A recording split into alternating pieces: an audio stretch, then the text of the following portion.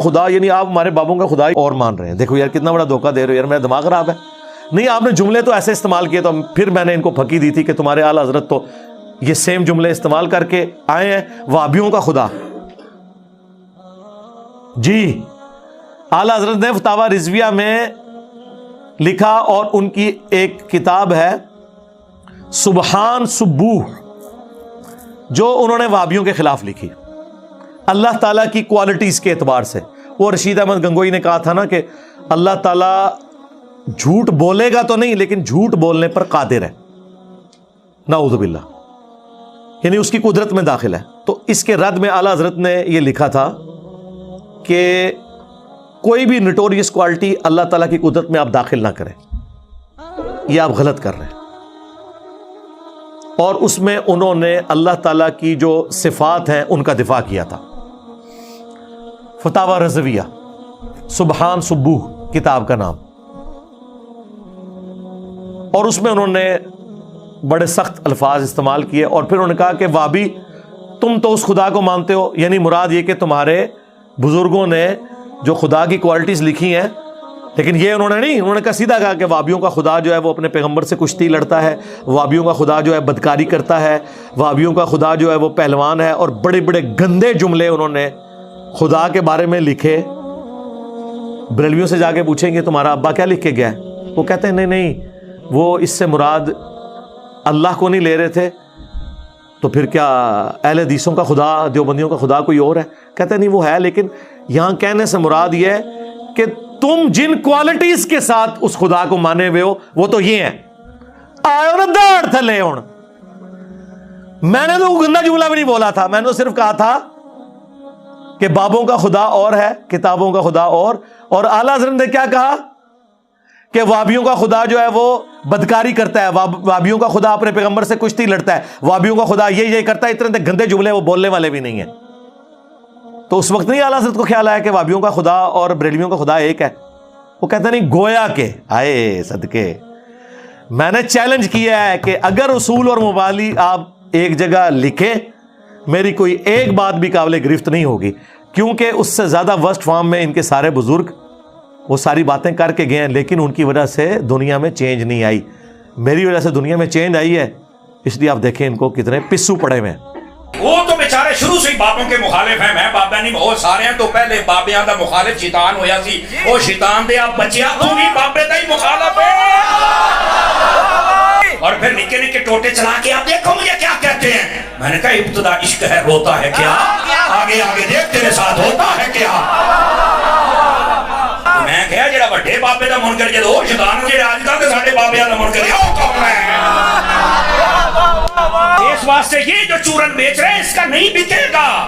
وہ جی مجھے دین سمجھ آیا ہے. میں کہا بیٹھا برف والے کارخانے سے بہت باہر نکل ہے, نبی پاک نے تے تاج پتھر کھاتے, ماما تو باہر گیا ہمارے بولتے نہیں نکلنا, تیرے پیو نے پتھر کھانے میں, اور تیرے کو چنگا تے بابا کھانے مریض بھی سی نا. کمال والی بات ہے جناب, ایسے ہی بک بکانا شروع کیا, باہر نکل بہت کمال ہے. تو اسلام کا کام نہیں کرنا, صحیح دین بھلا پھر ہے. چند لوگ آوارہ ذہن کے ان کی تسکین کا سبب ہو, اور تیرے تو پہلوں بھی ایک ذکر نلائق آیا سی جسائیاں انہوں مکا چھڑیا ترہنا تو بھی نہیں. کمال والی گل ہے, تو اب تو کریں گا کی, اوہ ابا لبیا کرو, جڑے دن تے لب جانا تینوں مسئلہ حل ہو جانا, تینوں ابا ہی نہیں لبن دے.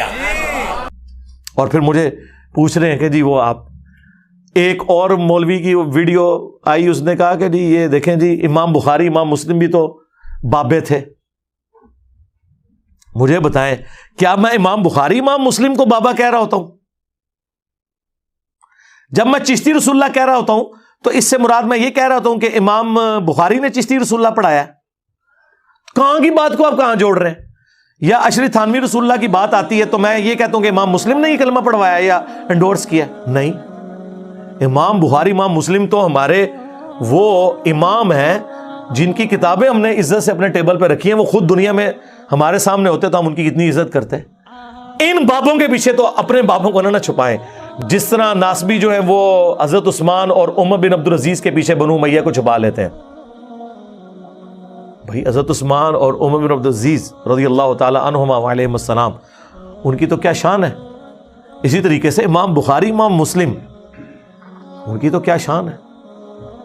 اور مجھے تو زیادہ افسوس ہوا غامدی صاحب کے بارے میں. یار ایک پڑھا لکھا بندہ, وہ مجھے جانتے بھی ہیں, ویڈیوز بھی دیکھی ہیں, میرے بارے میں ہی سوال ہوا نام لیے بغیر. ظاہر ہے یہ تو ایک ہوشیاری ہوتی ہے نا کہ آپ جوڈیشری کی لینگویج میں بچ جاتے ہیں کہ جی آج کل کچھ لوگ آئے ہیں, ان سے سوال وہ ہو رہا ہے کہ جی وہ کہتے ہیں جی کتابوں کا خدا اور بابوں کا خدا اور ہے, اور وہ سارے بزرگان دین کی. تو غامدی صاحب نے کہا کہ یہ حدیث کی کتابیں بھی تو ان بابوں نے لکھی ہیں, پہلے تو بابے ہوتے ہیں, کتابیں تو بعد میں آتی ہیں.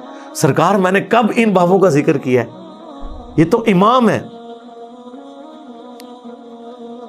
یعنی آپ ان کو ان کے ساتھ کیوں جوڑ رہے ہیں؟